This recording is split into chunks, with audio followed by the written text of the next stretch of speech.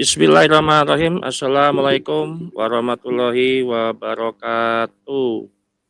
Waalaikumsalam.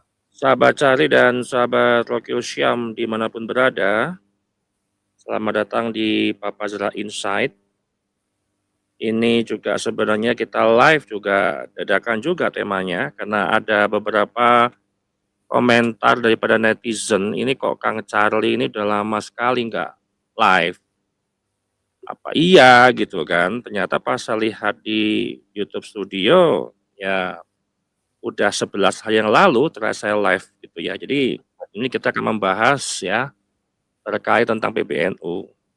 Semoga teman-teman dimanapun berada, sahabat Charlie dimanapun berada, semoga sehat selalu dan selalu dalam lindungan Allah Subhanahu wa Ta'ala. Amin, amin ya Robbal 'Alamin. Ya, pada malam hari ini harusnya kita bertiga dengan Gus Haikal karena beliau sedang sibuk ngaji malam Jumat dan malam Sabtu biasanya, dan Habibana Aja Jazuli juga biasanya ngaji ya. Jadi kita berdua dengan Gus Rokil Syam membahas tema yang kita amati terus-menerus ya terkait perkembangan persiapan Muktamar NU. Judul kita pada malam hari ini adalah perebutan lokasi Muktamar NU diduga bagian dari strategi menang. Nah, strategi menang itu kira-kira kubu mana yang pengen banget menang? Nah, ini jadi pertanyaan kita pada diskusi kita pada malam hari ini.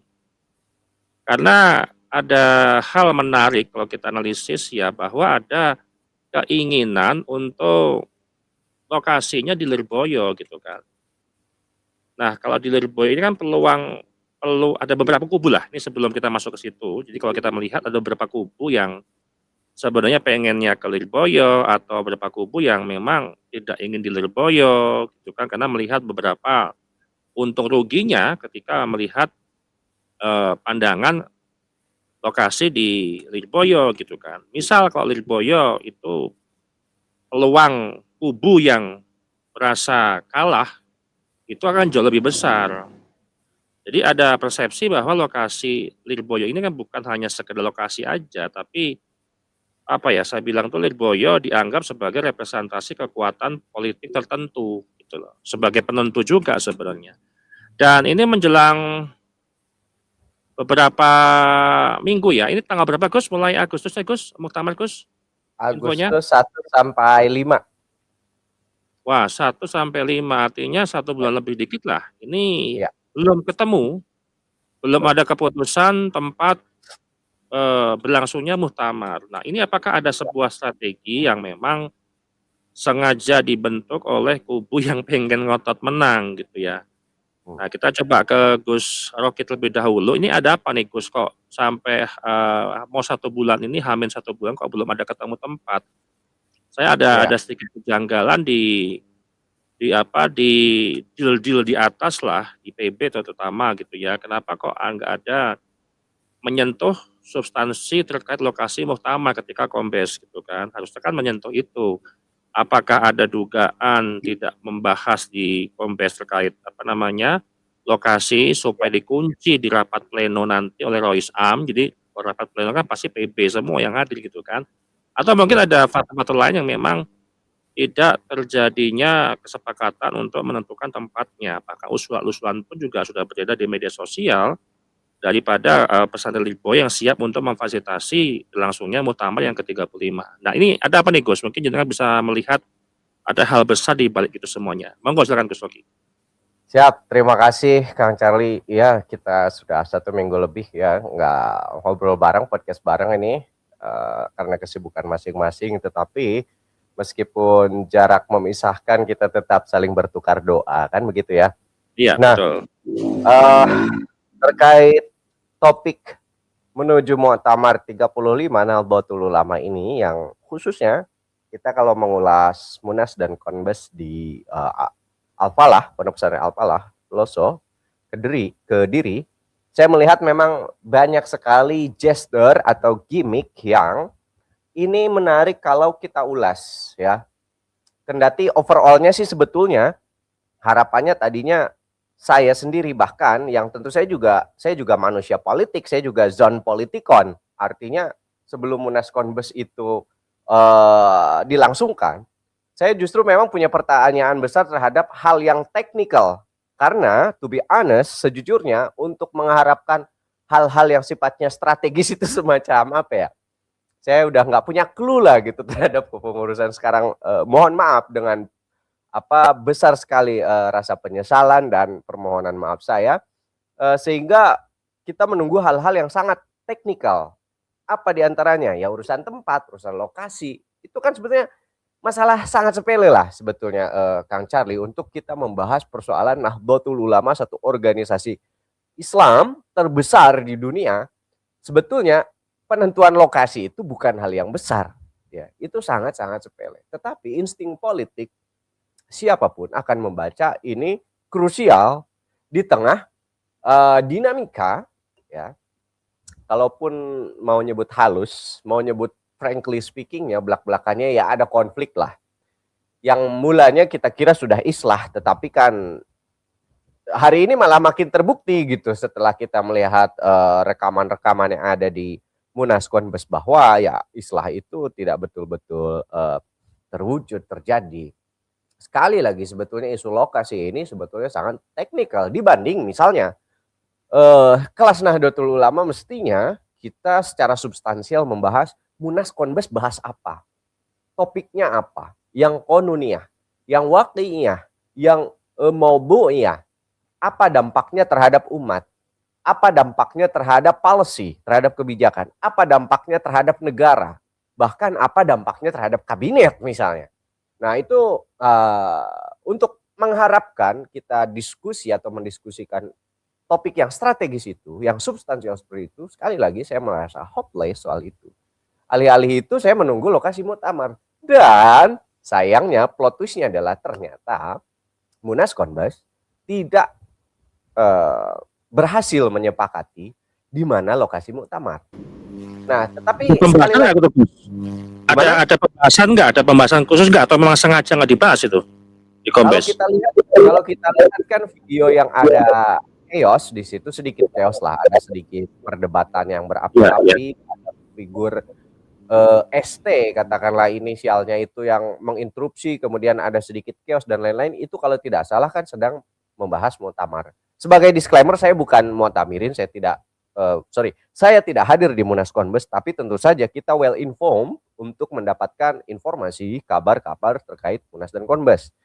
Adanya chaos itu justru malah ketika membahas lokasi gitu kan, dimana itu kan dramanya menarik juga tuh sampai ke sini framing medianya. Misalnya soal, saya lupa pimpinan sidangnya itu siapa namanya, Pak Kiai Ahmad Said apa ya, itu membacakan gitu kan, oke, muktamar di Lirboyo, tok Al-Fatihah.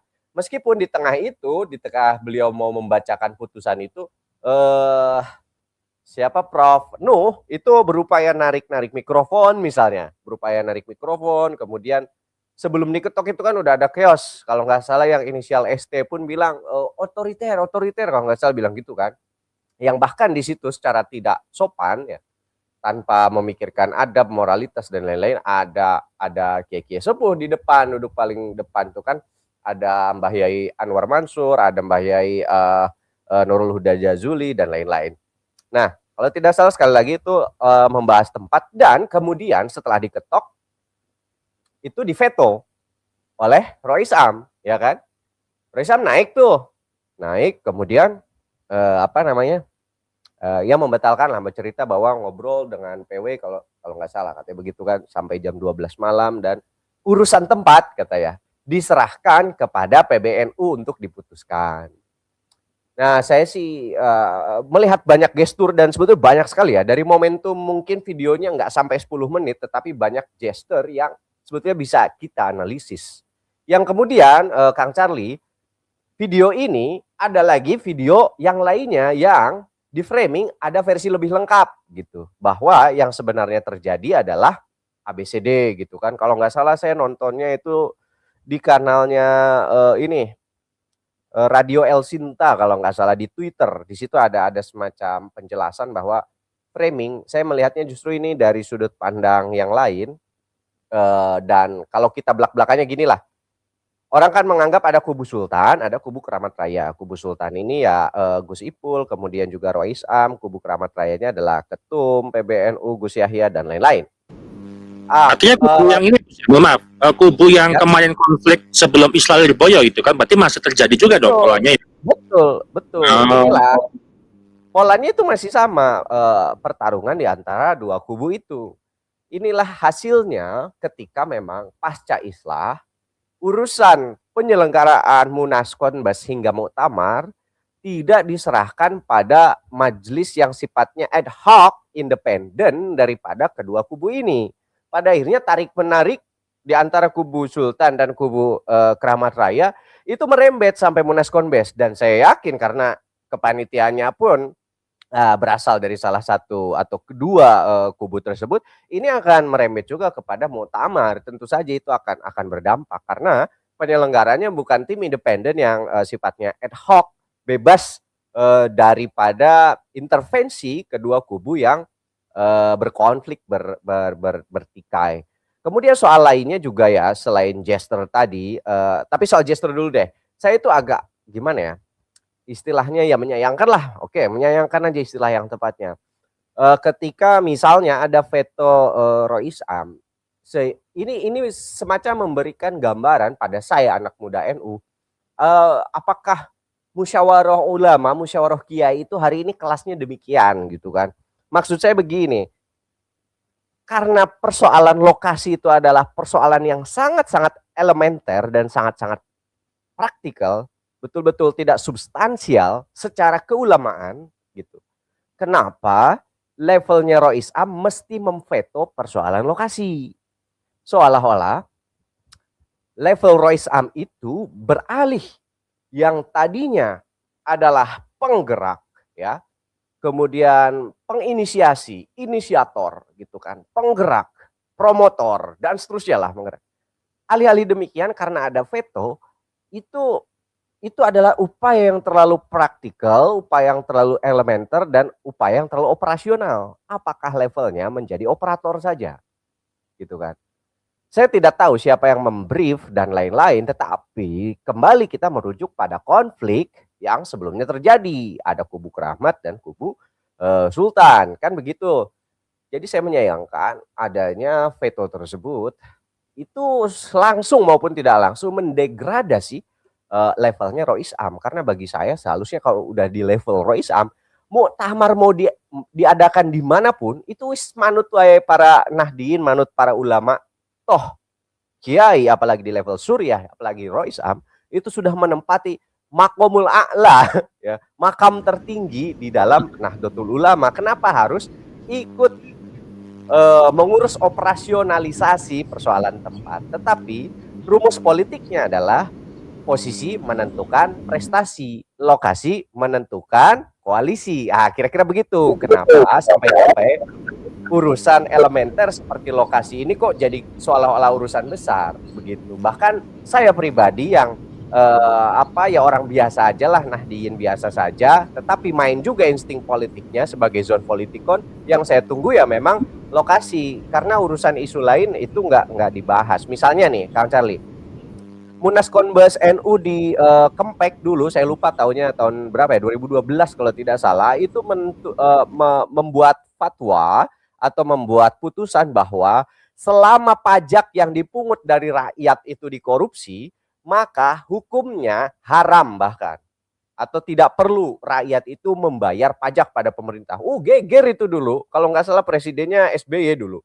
Kayaknya SBY konon kabarnya itu sampai nelpon ke ulama-ulama. Ini gimana katanya putusan Munas Kombes, bikin geger ide, masa nggak pada bayar pajak gitu kan dan lain-lain. Lah gimana waktu itu ada kasus Gayus Tambunan. Tetapi kan hari ini tidak ada topik substansial yang sekali lagi menyentuh akar rumput, menyentuh memberikan efek kejut kepada misalnya pemerintah dan lain-lain. Ya, misalnya kalau sekarang yang terasa di akar rumput, misalnya nih soal Ba'alwi bagaimana, efek kejut terhadap pemerintah misalnya soal MBG sih konon katanya disinggung. Tetapi satu hal yang menurut saya di antara yang berkonflik memang itu tidak sepakat soal lokasi muktamar, tapi mereka berkonflik mereka bersepakat di urusan yang kemudian jadi konflik lain yang padahal urusannya besar. Apa? Tambang. Urusan tambang itu nampaknya bersepakat karena kalau tidak salah putusan hasil Munas Konbes itu ngurus tambang, PBNU gas terus. Hanya bedanya kalau sebelumnya regulasinya itu ada dividen atau ada saham yang dimiliki oleh Rois Am dan ketua umum kurang dari 1%, hari ini itu dihapuskan. Keuntungan profit murni 100% kepada PBNU yang nantinya diharapkan akan meresap dari mulai level PB hingga level ranting. Konon demikian di dalam urusan tambang. Makanya lucu menurut saya, urusan tambang yang sebetulnya mestinya NU sangat berhati-hati, bahkan kalau bisa cenderung menolak soal ini gitu. Itu mereka bersepakat untuk gas terus. Tapi artinya belak-belakan ya, Gus ya. Artinya belak-belakan ya. Untuk tambang ini belak-belakan ya. Ya, itu real, itu artinya digas terus. Iya. Artinya gini Gus, kalau kayak gitu kan ya jauh lah dari pembaruan NU untuk abad kedua kalau begini caranya. Kalau ya, masalah tambang gitu kan, MBG juga dibahas gitu kan. Artinya kok proyek yang jadi apa ya, yang jadi tema pembahasan muktamar ini kok tidak membahas terkait apa nih untuk menjadikan NU ini perubahan besar untuk menuju abad kedua ini, apa visi misinya apa gitu kan, terus kemudian bagaimana keilmuan ini bisa berkembang di tubuh NU dan seterusnya. Ini kok malah bisnis, kok malah proyek gitu loh. Ini kan jadi masalah nih untuk kita lihat ya. Sebagai Nahdien nih Gus, artinya yang bukan siapa-siapa di NU tapi cinta kepada NU gitu Gus. Betul. Ya tadinya sih saya harap gini aja lah, sebetulnya kalaupun mau kita berdiskusi, bermusyawarah, berkhidmat di dalam urusan maliyah, di dalam urusan ekonomi, levelnya PBNU, para kiai itu menurut saya sebaiknya memberikan fondasi, fundamen, prinsip-prinsip daripada pengelolaan ekonomi, bahkan ekonomi ekstraktif berbasis tambang misalnya, itu secara prinsip-prinsip syariah. Itu aja yang dibahas. Nanti urusan teknikal, tambang dan lain-lain, udah aja serahkan ke badan usaha milik Nahdlatul Ulama. Yang terpenting harus entitas ini dipisahkan. Mana yang profit, mana non-profit. Gitu kan? Karena NU ini non-profit. Nanti badan usaha milik Nahdlatul Ulama baru profit. Nah, ini urusan profit-profit regulasinya dibahas oleh para ulama itu menurut saya bukan tidak boleh ya, tetapi semacam mendegradasi level. Karena ya dari para ulama sendiri yang di Nahdlatul Ulama sebetulnya yang memang paham soal bagaimana terkait pengelolaan tambang itu kan kita juga kurang percaya diri soal itu gitu. Misalnya jajaran Suriah ngomongin tambang, ya urusan begitu kasihlah ke orang-orang NU di bawah gitu kan yang memang praktisi di bidang pertambangan dan lain-lain. Kemudian secara entitas kelembagaan ya dipisahkan. Karena Nahdlatul Ulama in general itu bukan organisasi profit, tetapi bukan berarti tidak boleh menyelenggarakan kegiatan-kegiatan berbasis usaha alias profitable buat ya itu tadi koperasi kayak apa itu badan usaha milik Nahdlatul Ulama. Serahkan saja kepada pasukan-pasukan anak buah. Level ulamanya memikirkan hal-hal prinsipil. Apa sih maslahah dan madarat daripada pengelolaan tambang di Republik ini? Bagaimana betul-betul urusan bumi, air, tanah, dan segala isi daripada negara kesatuan Republik Indonesia ini yang berkaitan dengan hajat hidup orang banyak sebesar-besarnya harus kembali pada kemakmuran rakyat. Misalnya begitu yang harus poin diutamakannya. Tetapi kan kita mau ngomongin begini Kang Charlie, berisiko dikatain wahabi lingkungan. Itu kan kibin-kibin yang biasa ngomong wahabi gitu kan. Ya, lucu sekali kan itu ada intelektual di PBNU-nya ketika mengatakan wahabi lingkungan itu gitu. Padahal kita harus merefleksi, misalnya saya sih justru berharapnya isu strategis Nahdlatul Ulama kalau memang hari ini banyak intelektualnya di sana yang terdidik, kemudian juga secara mobilitas juga sudah mengglobal. Kenapa gitu? Level PBNU hari ini tidak mencoba menyodorkan ekonomi in alternative way. Satu sistem ekonomi dalam bentuknya yang betul-betul versi alternatif. tidak itu mengeksploitasi alam dan lain-lain. Hari ini kan sedang ramai dibicarakan misalnya soal green economy, ekonomi hijau, ekonomi berbasis lingkungan dan seterusnya. Kenapa NU tidak menyentuh topik itu misalnya? Alih-alih itu kan malah ya menurut saya topik-topik yang wallahu alam itu seberapa terasa sih dampaknya di akar rumput atau memberikan efek kejut terhadap pemerintah bahwa ini loh. Nahdlatul Ulama menjaga identitas, kapasitasnya para ulamanya untuk terus melakukan diskusi, musyawarah, bahtul masail yang menghasilkan putusan-putusan yang memang berdampak tidak hanya terhadap Nahdlatul Ulama sendiri, bahkan terhadap negara. Dampaknya tentu harus positif dong. Gitu Kang Charlie. So, kalau soal konflik ya itu lucu lah. Untuk lokasi nggak bisa sepakat, tetapi untuk tambang bisa bersepakat.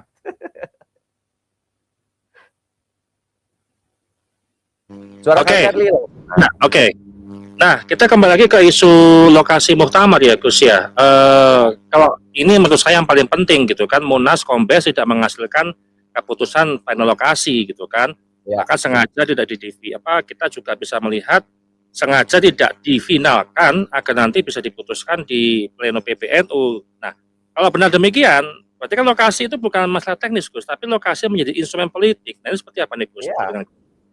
Ya jelas, seperti tadi saya bilang, mestinya masalah lokasi itu bukan masalah yang substansial selama para pengurus itu betul-betul masih menjaga integritasnya sebagai pengurus satu jam'iyah Islam terbesar di dunia yang berbasis dari pesantren.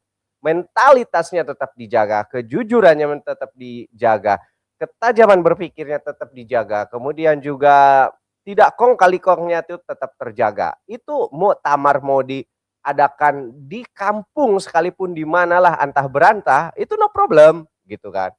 Hari ini karena situasinya sangat-sangat politis, saling mengamankan dan bahkan bisa jadi mungkin saling menjegal ya. Ada apa namanya inisiasi atau ada intensi untuk saling menjegal satu sama lain. Misalnya yang beredar melalui materi Munas Konbes itu kan ada yang membuat logika bahwa ahwa itu harus berbasis juga kedaerahan atau sistem proporsionalitas berbasis wilayah semacam Dewan Perwakilan Daerah dan lain-lain. Kemudian juga ada desain bahwa ahlul hal wal aqdi itu harus dari unsur syuriah, tidak boleh mustasyar, hanya syuriah saja dari level ranting, ranting, MWC, cabang, PW hingga PB dan seterusnya. Itu kan saya membacanya sebetulnya upaya menjegal. Nah, suasana politis inilah yang membuat urusan yang sebetulnya sangat elementer dan sangat praktikal sekelas lokasi muktamar menjadi sangat-sangat substansial. Kemudian orang hari ini juga kan pasti berspekulasi. Kenapa ditolak di Lirboyo gitu? Oh, ternyata misalnya berspekulasi, oh kalau misalnya di luar Lirboyo itu dimungkinkan nanti ada intervensi politik bisa masuk gitu kan. Nanti ada mobil-mobil box berisi apel-apel Malang misalnya berkeliaran dan lain-lain misalnya. Ada tukar menukar amplop dan lain-lain misalnya gitu kan. Walau alam, orang kan hari ini berspekulasi demikian. Sehingga udah harus di Lirboyo saja gitu kan. Karena kalau di Lirboyo setidaknya orang itu segan misalnya kalau mau melakukan intervensi politik, bahkan yang paling ekstrim konon, kenapa muktamar itu tidak di Lirboyo, alasannya biasanya sesuai dengan mistisisme atau mitologi masyarakat Jawa, Presiden Indonesia yang aktif menjabat itu sangat anti atau pantang mendatangi kota Kediri, katanya, sementara Lirboyo itu ada di Kediri dan lain-lain. Saya kira ini kan pada akhirnya persoalan lokasi ini di samping sangat politis juga ya akhirnya menimbulkan spekulasi-spekulasi yang kontraproduktif terhadap identitas kekiaian keulamaan yang ada di Nahdlatul Ulama. Sekali lagi, kalau fokus kita adalah apa sih gagasan-gagasan yang ingin dibawa oleh Nahdlatul Ulama di penghujung abad pertama dan di gerbang pembuka awal abad kedua ini menuju satu abad berikutnya, apa topik-topik yang mau dibahas? Siapa saja ulama-ulama kaliber yang akan menjadi inisiator, menjadi penggerak yang memberikan formulasi-formulasi, memberikan formula untuk misalnya kesejahteraan Indonesia, kemakmuran Nahdliyin, terjaganya lingkungan, apalagi dengan hari ini kan apa itu topiknya kepengurusan sekarang, bukan topik, apa tagline-nya ya, merawat jagat, menjaga merawat jagat, membangun peradaban. Nah, itu gimana di abad kedua ini dengan membangun jagat, merawat jagat, membangun peradaban, ini realisasinya bagaimana nih NU ke depan gitu kan. Itu hal-hal yang substansial, tetapi sekali lagi saya hopeless untuk mengharapkan gagasan-gagasan itu muncul. Pada akhirnya yang menghangat hari ini adalah urusan lokasi gitu, yang sangat politis, betul yang dibilang Kang Charlie. Dan selain sangat politis, membuka tafsiran-tafsiran yang kadang juga cenderung mistikal, cenderung irasional dan lain-lain.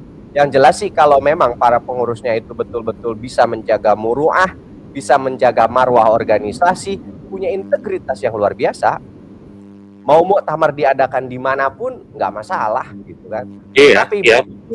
meski di Lirboyo sekalipun, menurut saya nih ya, kalau pengurusnya, panitianya dan lain-lain tidak berintegritas, hanya ingin saling mengamankan kubunya masing-masing dan menjegal kubu lawannya, ya mau dimanapun muktamar, intervensi akan dipersilakan masuk. Gitu. Nah, kalau ini kok selain ini juga, sebenarnya selain mistik lah ya, kalau levelnya presiden kan ke Kediri itu anti banget. Ya. Bahkan memang beberapa presiden sebelumnya juga belum pernah ke Kediri gitu kan.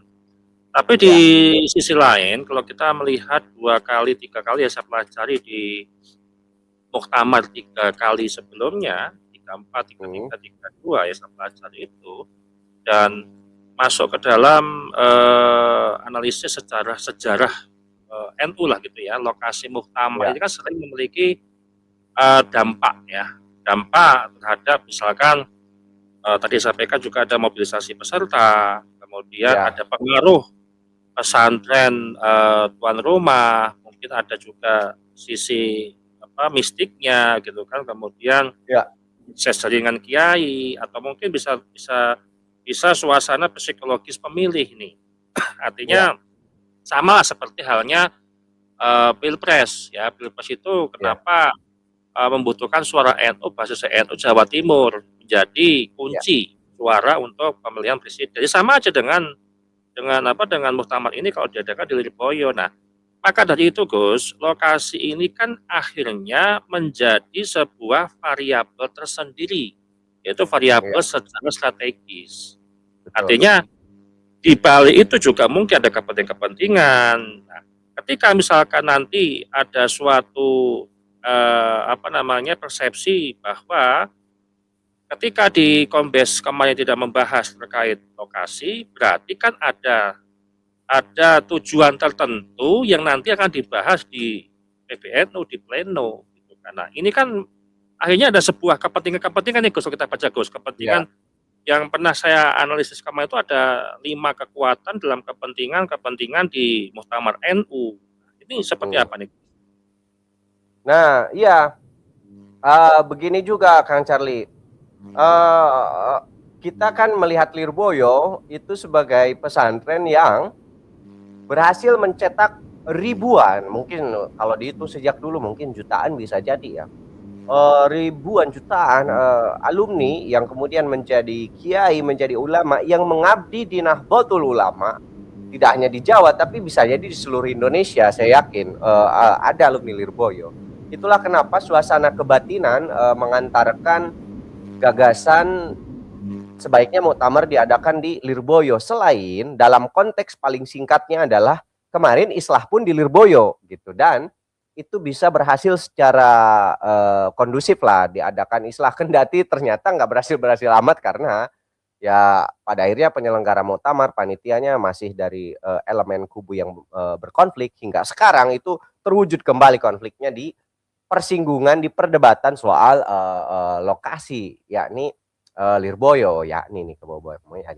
Oke, nah itu menurut saya persoalannya adalah siapa akan mengundang intervensi dari mana, kan itu yang nanti dipersoalkan. Karena begini juga Kang Charlie, saya pribadi sih nunggu muktamar di mana dan berharap masih di Pulau Jawa. Karena begini, logikanya ketersebaran warga NU itu tidak sama dengan, maksud saya jangan disamakan dengan logika DPD. Wong logika DPD aja itu salah, dikira benar.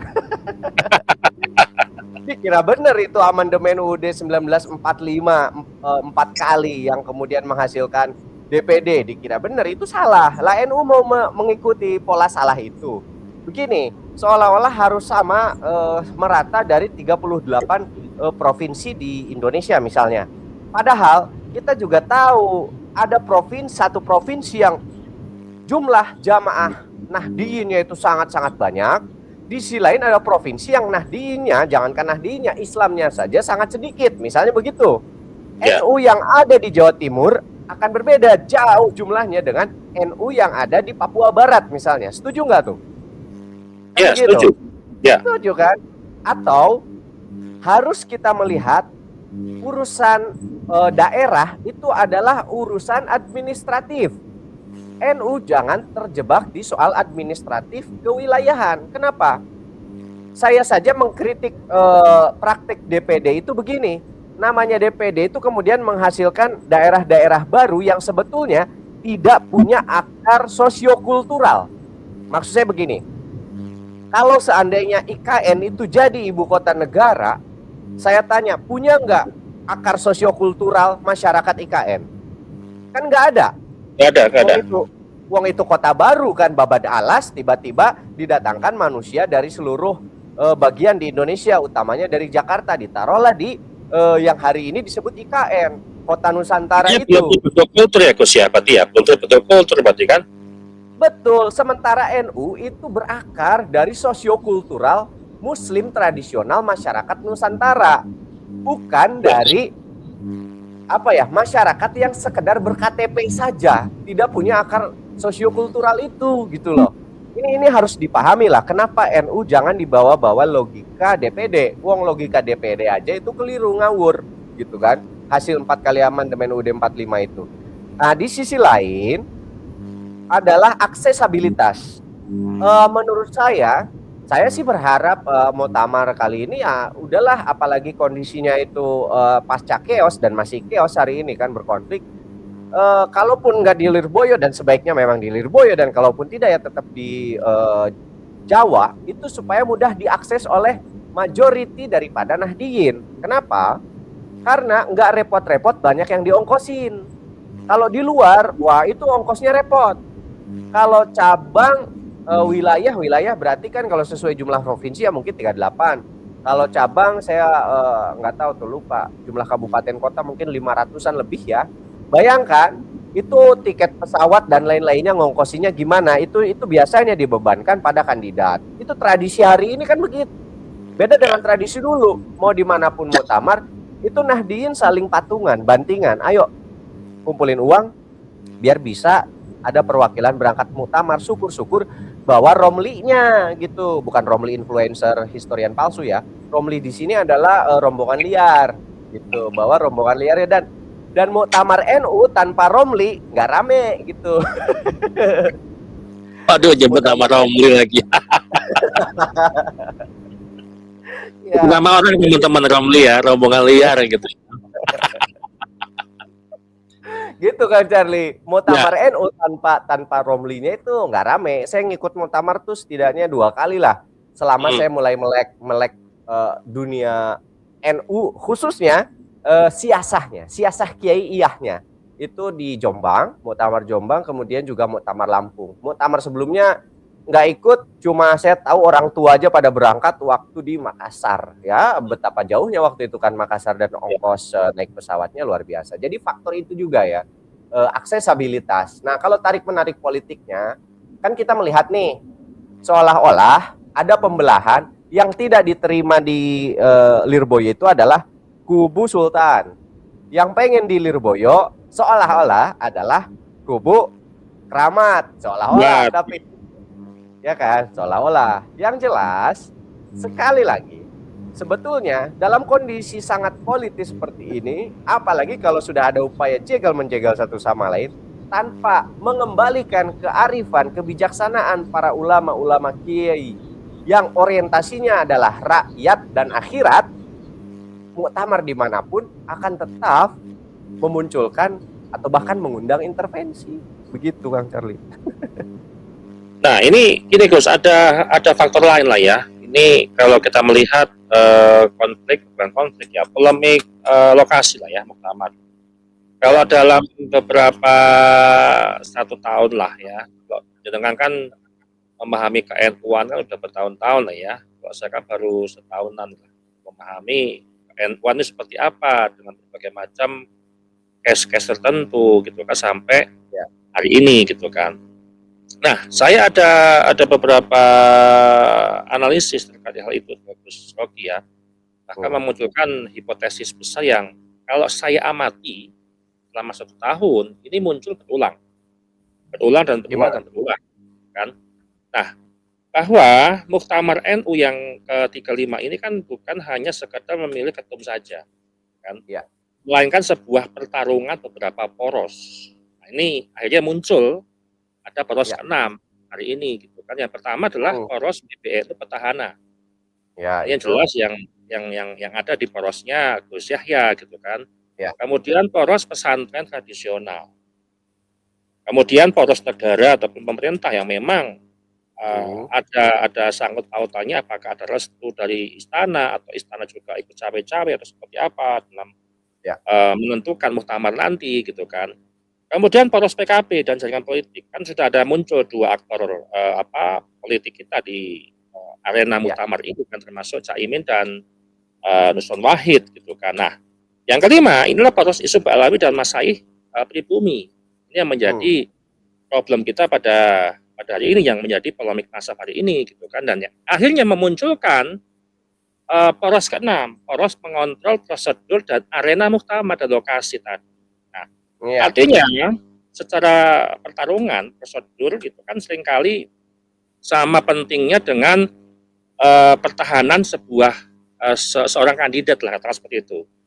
Kalau sebelum menentukan siapa yang menang kan biasanya para aktor politik itu kan biasanya lebih dulu berusaha menentukan gimana aturan mainnya, kemudian deal lokasi, kemudian peserta bagaimana, kemudian mekanisme pemilihan dan apa gitu kan. Nah, ini akhirnya munculkan poros ke-6 tadi soal lokasi.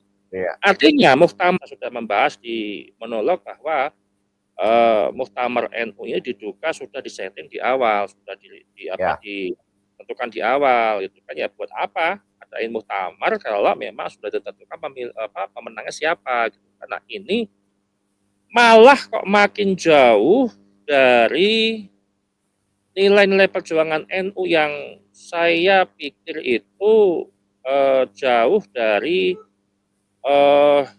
kita ya. Artinya jauh juga dari pendahulu NU sampai dengan bahasa Mazari gitu loh. Kalau ini ada banyak kepentingan. Nah, ini kan Ba'alawi juga kepentingan juga yang masuk dalam poros tadi. Artinya ini saya gimana nih Ba'alawi ini loh. Artinya mau merapat gimana, nasab kita udah dikoyak-koyak sama tesis keima, termasuk kita gitu kan. Dari mana lagi mereka berlindung. Akhirnya memanfaatkan kepentingan tadi untuk masuk ke dalam NU. Nah, ini bahaya juga ke depan.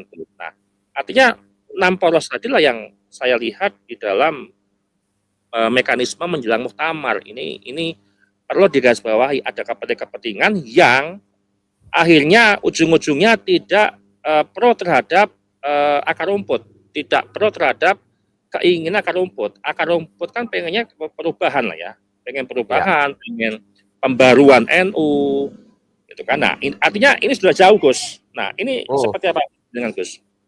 Nah, pertama begini, bagi para peneliti pada akhirnya bisa menyimpulkan, khususnya peneliti dari luar ya, yang orientalis itulah, bule-bule ini kan banyak peneliti NU, itu harus mulai memantapkan diri melihat NU itu betul-betul tidak bisa monolitik. NU itu betul-betul harus dilihat heterogen. Di dalamnya ada banyak sekali culture, ada banyak sekali segmentasi politik ketika itu spektrumnya disempitkan menjadi politik praktis. Tadi Kang Charlie juga menyinggung misalnya ada spektrum PKB, ada spektrum pengurus PB yang sedang berjalan, spektrum Ba'alwi dan lain-lain. Itu kan spektrum bagaimana kita memandang konflik PBNU hari ini. Kurang lebih ada 6 spektrum ya tadi ya. 6 spektrum sudut pandang. Di samping juga kita yang mungkin concern di dalam isu-isu yang mengakar di Nahdliyin, akar rumput, soal misalnya pembahasan mengenai klaim nasab keturunan Nabi Muhammad SAW yang dilakukan oleh klan Ba'alawi misalnya. Kalau untuk itu sederhana lah, spektrum itu bisa dibaca tetapi juga bukan satu-satunya sekali lagi karena tidak bisa monolitik. Ya, karena juga fakta lainnya adalah saya kok punya keyakinan namanya klan Ba'alawi itu ada di hampir setiap irisan-irisan politik yang ada di Nahdlatul Ulama, bahkan yang di luar Nahdlatul Ulama, kecuali mungkin di PWILS ya, enggak tahu. Mantan Kibin bisa bagus, mantan Kibin.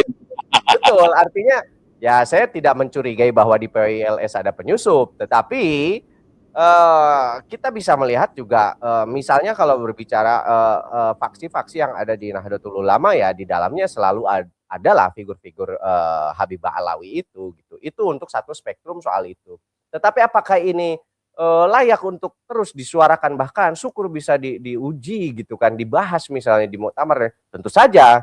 Suara akar rumput itu adalah suara Tuhan, kan?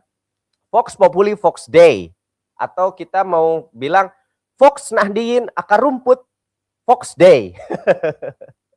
Suara Nahdliyin akar rumput adalah suara Tuhan, itu tidak bisa terbendung. Bahkan kalaupun tidak bisa diwadahi di dalam forum muktamar atau di dalam forum formal lainnya yang diadakan Nahdlatul Ulama, hari ini Nahdliyin membuat forum-forum alternatif. Ada PWILS, ada macam-macam itu yang isinya juga adalah Nahdliyin akar rumput.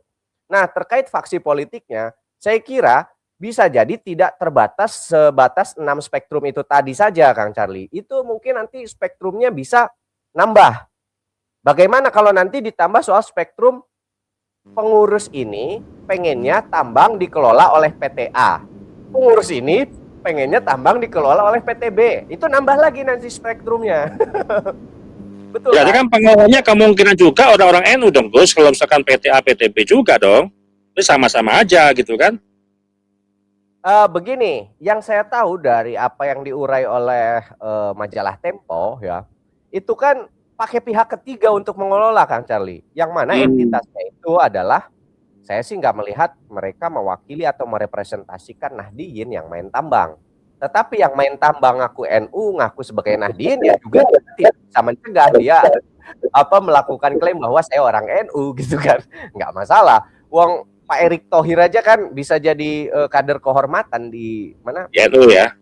Di NU di Banser kan itu ya why not sebetulnya. Tetapi kan kalau soal irisan-irisan politik sekali lagi spektrumnya kita akan bisa membahas, membaca akan tambah banyak, bisa dari banyak sekali spektrum gitu kan. Hanya yang harus jadi pokok adalah muktamar ke-35 ini menjadi muktamar penentuan, muktamar yang seolah-olah NU ini sedang di simpang jalan, mau ke arah mana di abad keduanya. Kan kira-kira begitu Kang Cari. Sehingga saking urgennya ini NU di muktamar ke-35 ini sampai-sampai urusan lokasi sekalipun yang harusnya urusan teknis jadi urusan strategis. Ya, betul Gus. Kan beli tempat itu kan ya teknis lah, panitia, orang sudah dibentuk panitia, tinggal panitia menentukan gitu. Pastilah seluruh peserta itu pasti akan datang berbondong-bondong. Nah, ini kok malah dibahas, ditarik ulur, bahkan dari PB pun juga tarik menarik gitu kan. Nah, ini ada apa gitu di balik layar itu loh Gus, yang membuat publik ya akhirnya makin skeptis aja Gus. Ya. Makin skeptis, makin hopeless lah gitu dengan sempat juga kan kemarin kita dengan Gus Abbas gitu kan bahwa dia menyampaikan muktamar NU itu beliau skeptis, pasti ujung-ujungnya transaksional, tidak murni. Jadi ya buat apa akar rumput ini peduli loh Gus, kita peduli walaupun bahasanya NU Ya, baru kemarin sore katakanlah gitu. Tapi karena cinta yang sangat besar terhadap NU dan kita pelajari NU ini bagaimana perjuangan-perjuangan NU dari zaman-zaman sebelumnya. Bahkan ini kok malah uh, berpolemik di lokasi gitu loh. Ini usah panitia harusnya, nggak usah cawe-cawe ya, lah itu yang lainnya gitu kan. betul sekali. Gitu. Ya, kita miris seolah-olah hari ini harus ditradisikan setiap perhelatan yang sifatnya struktural, entah diadakan oleh negara, pemerintah, ataupun diadakan oleh civil society, itu harus sifatnya transaksional material. Seolah-olah harus demikian, bahkan dialami oleh Nahdlatul Ulama misalnya. Kita apakah mulai terdegradasi moralnya, sehingga seandainya Mbah Sahal Mahfuz masih hidup, dengan menggunakan formula beliau soal low politik dan high politik, apakah NU hari ini, PBNU-nya, itu terdegradasi dari yang high politik menjadi low politik hanya karena tidak berhasil di dalam Munas dan Konbes sekedar menentukan tempat atau lokasi muktamar. Itu kan yang sekali lagi urusan sangat teknis, urusan sangat low. Itu low politik. High politiknya adalah NU di abad kedua mau kontribusi apa untuk betul-betul mewujudkan apa yang disebut merawat jagat, membangun peradaban itu misalnya. Kan gitu tuh, high politiknya. Kalau urusan low-low politiknya itu, ya apa sih, masa sekelas Rois Amos saja harus turun mencabut palu yang sudah diketuk. Kan begitu ya, dengan vetonya dan lain-lain. Tetapi saya kira untuk mencegah Nahdien skeptis terhadap NU juga satu hal yang menurut saya agak-agak mustahil. Karena Nahdien yang memang sejak procot jebol keluar ke alam dunia lahir jadi NU, saya yakin itu cinta mati sama NU. Iya, iya. Bahkan yang enggak secara formal Nahdien cinta sama NU aja, contoh ya, Bung Karno. Bung Karno itu kan terkenalnya anggota Muhammadiyah. Istri beliau itu adalah Ibu Fatmawati, itu adalah putri dari seorang tokoh Muhammadiyah di Bengkulu kalau tidak salah kan. Bung Karno saja ketika jadi presiden bilang, kalau ada muktamar NU, meskipun harus merangkak-rangkak, saya akan datang ke muktamar NU.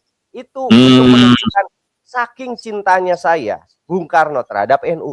Apalagi yang Nahdiyinya.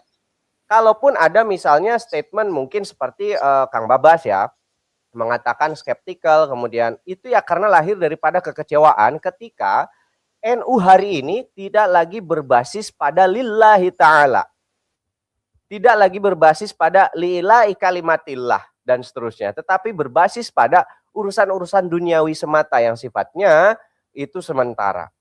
Nah, itu mungkin ekspresi kekecewaan saja. Tapi kalau urusan cinta, kita tidak meragukan. Kita tidak meragukan karena sekali lagi, lawannya cinta itu bukan benci, bukan skeptik, bukan apa namanya kecewa. Lawannya cinta itu ya tidak cinta, cuek bebek gitu loh. Ya, ini untuk membantah juga, ya, lebih baik salah mencintai daripada salah membenci. Benci itu kan logika logika apa namanya melengseh daripada kibin gitu loh. Artinya kok lebih baik salah daripada salah membenci, salah mencintai salah membenci gitu kan. Ini kan kok salah kaprah. Nah, ini yang ini Gus. Jadi ya tadi maka saya kenapa beberapa hari ini cooling down lah, nggak begitu membahas NU. Mungkin nanti kita akan lebih membahas mengkritik NU ketika sudah ketok palu hasil muktamar nanti, siapa yang menjadi ketum, siapa yang menjadi Rois Am, ini akan lebih menaik lagi Gus. Karena memang penentu tadi poros-poros tadi itu yang memang kalau ujung-ujungnya kita berlogika itu dikaitkan dengan nanti di tahun 2029.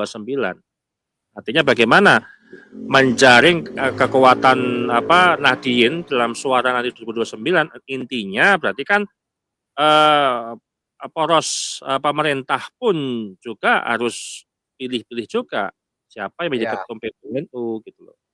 Siapa yang menjadi Rois Am, siapa yang direstui, siapa yang di ACC gitu. Karena ini ada kepentingan yang memang strategis untuk di 2029 karena jaraknya kan tinggal berapa tahun lagi dari 2026, artinya Betul.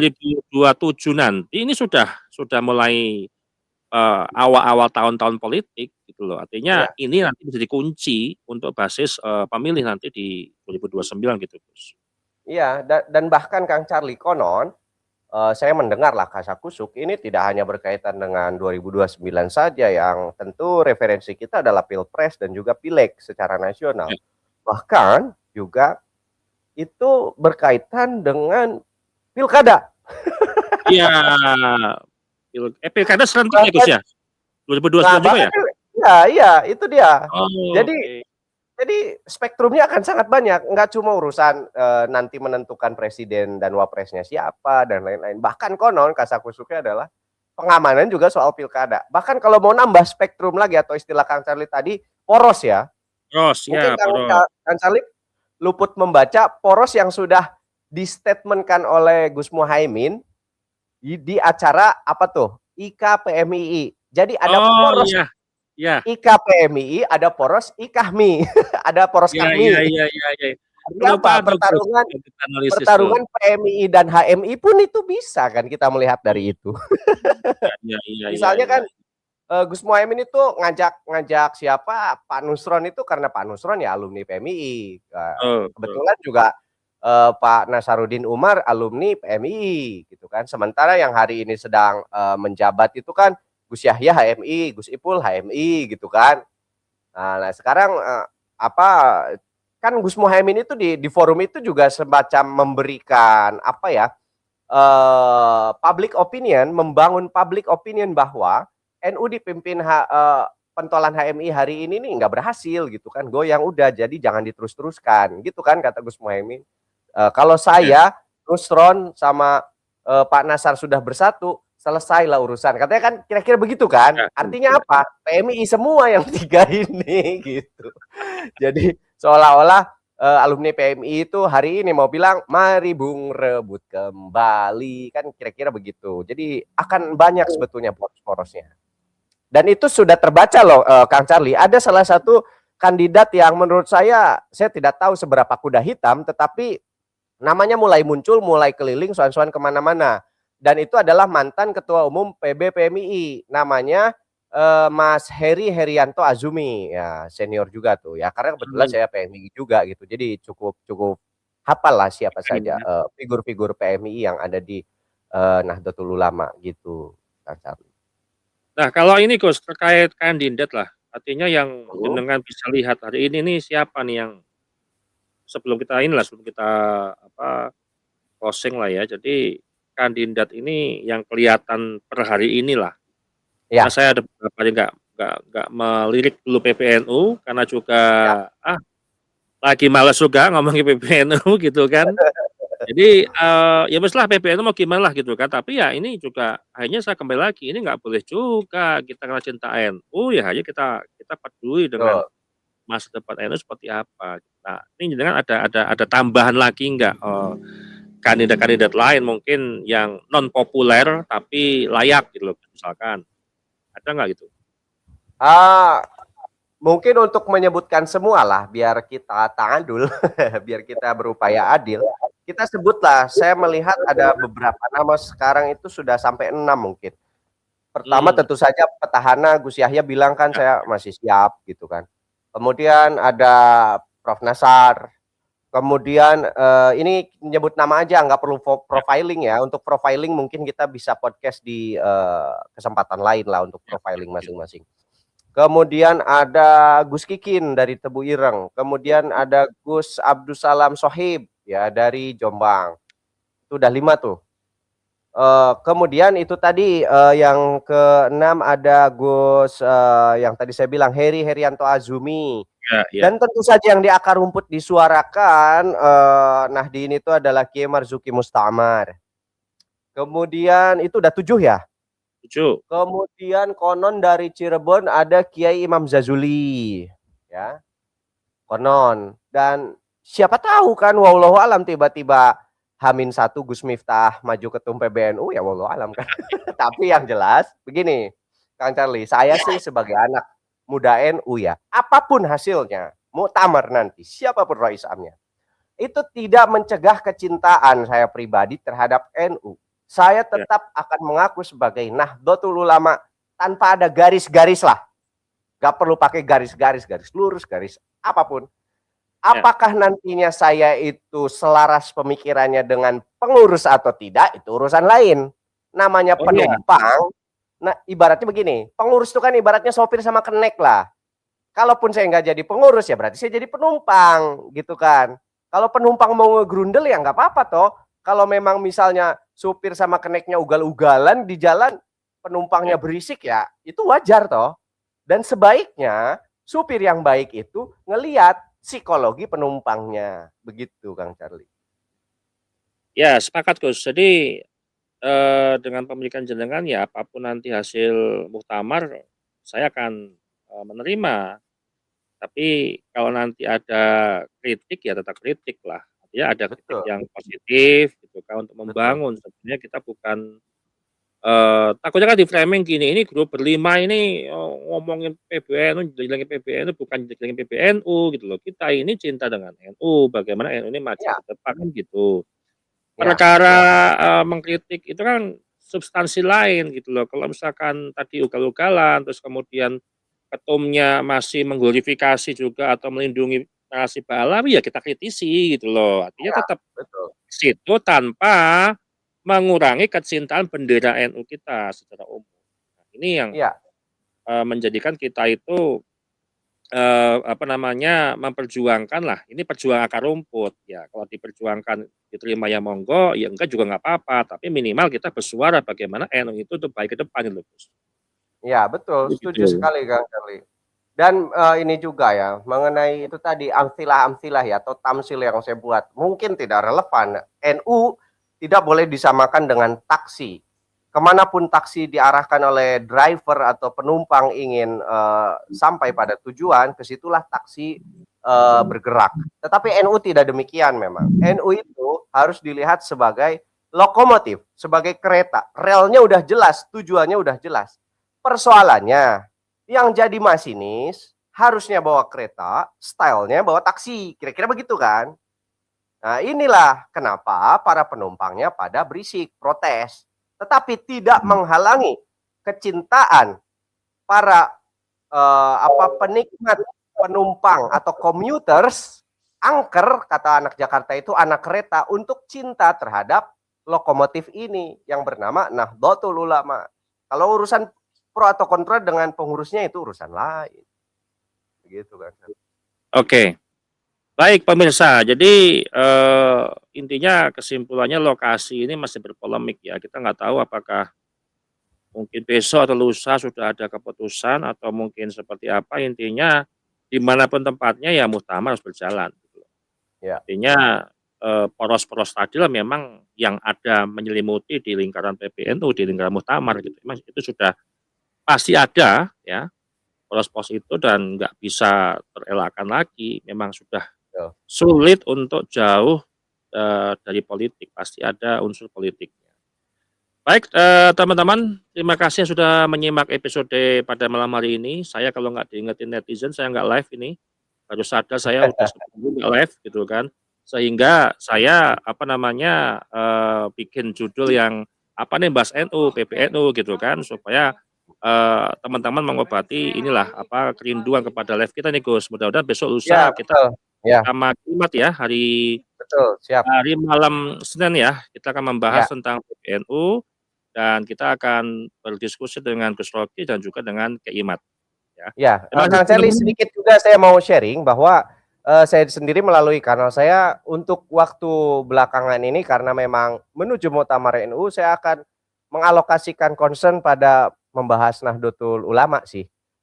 Misalnya ketimbang membahas yang lain gitu, tapi tidak berarti membahas topik yang biasa kita diskusikan. Makanya alhamdulillah syukur kalau next kita bisa ngobrol bareng misalnya dengan Kiai Imad untuk membahas kembali menuju Muktamar NU ke-35 ini bagaimana kira-kira diskursus Pahlawi, seberapa besar potensinya itu untuk secara formal misalnya dibahas didiskusikan di Nahdlatul Ulama begitu kan, atau bahkan ketika pun misalnya hasil muktamar ke depan itu justru menutup rapat-rapat kesempatan peluang untuk diskursus nasab Ba'alawi beserta segala turunannya, diskursus pasca nasab itu kita sebut tidak bisa dibahas secara formal di NU.